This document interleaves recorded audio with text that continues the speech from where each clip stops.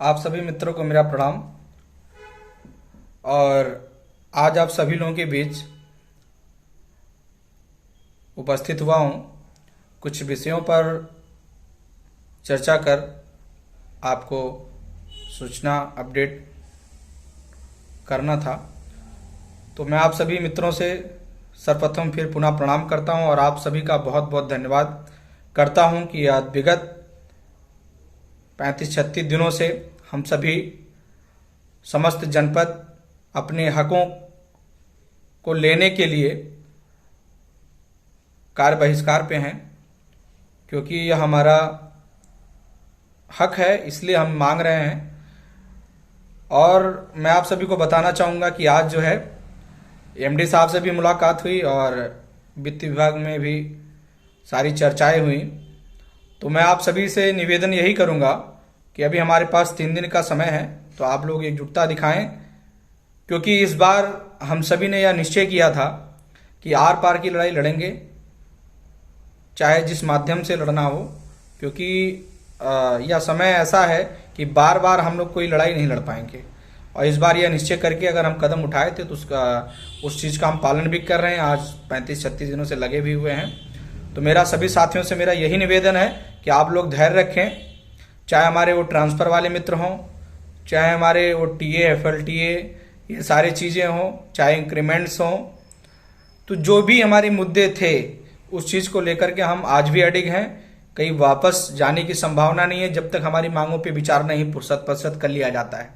क्योंकि आश्वासन और कई सारी चीज़ें देने के लिए कहा तो जा रहा है, लेकिन आश्वासन पे वापस आना अब हमारी बस की बात नहीं है, क्योंकि विगत 5 सालों से हम लोग आश्वासन पे वापस आने लगे हैं।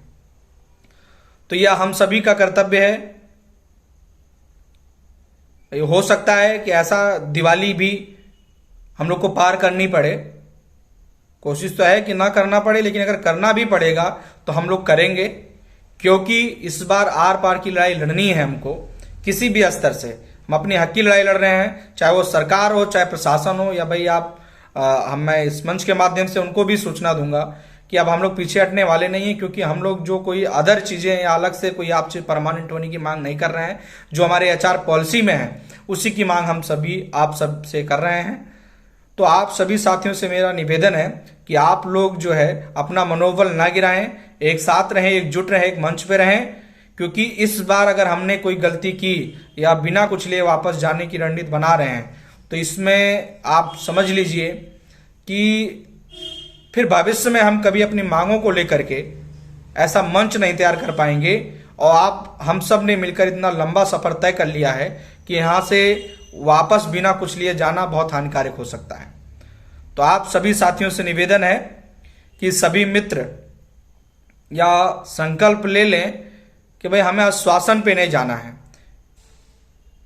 और यहाँ पे अगर आप लोगों द्वारा बाकायदा खुद का खुद मनोबल डाउन करेंगे और सभी मित्र एक दूसरे पर आरोप प्रत्यारोप लगाएंगे, तो वह यह समय सही नहीं है।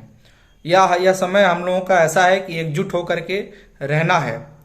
मित्रों, मैं जानता हूं कि कई हमारे साथी ऐसे भी हैं जो बहुत बड़ी समस्याओं से उबर रहे हैं। मैं खुद भी उस चीज़ का प्रमाण हूं। मैं भी घर बार छोड़ करके आज विगत 15 दिनों से आप लोगों के लिए यहाँ बैठा हुआ हूं, और मैं जानता हूं कि आर्थिक स्थिति और कई सारी मजबूरियां हमारे सभी साथियों के पास है। लेकिन मित्र, हमारे पास कोई ऑप्शन भी नहीं है।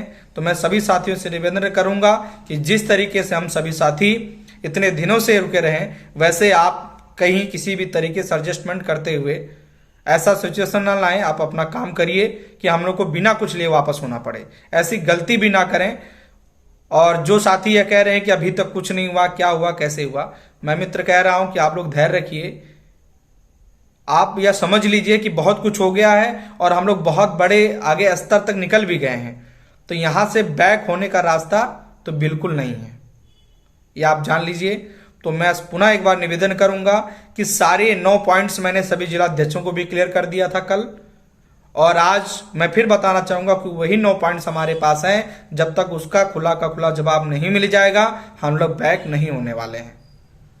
तो आप सभी से बस मेरा यही निवेदन है कि आप लोग धैर्य रखें और एक साथ एक मंच पे रहें। इसी के साथ, क्योंकि आपका जब मनोबल टूटने लगता है तो मुझे बहुत आहत होती है, और यह पूरा परिवार है मेरा, और परिवार में अगर कोई चीजें होने लगती है तो दिल को छू जाती है। तो मैं आपसे निवेदन करूंगा कि लोगों का मनोबल बढ़ाएं, मेरा भी मनोबल बढ़ाएं, मुझे भी आशीर्वाद प्रदान करें कि आप सबकी लड़ाई एक साथ मिलजुल के हम एक साथ लड़ सकें। इसी के साथ मैं अपनी वाणी को विराम करता हूं और आप सभी को प्रणाम करता हूं। सभी लोग एक साथ रहें, एकजुट रहें। एर्नाकुलम एकता जिंदाबाद।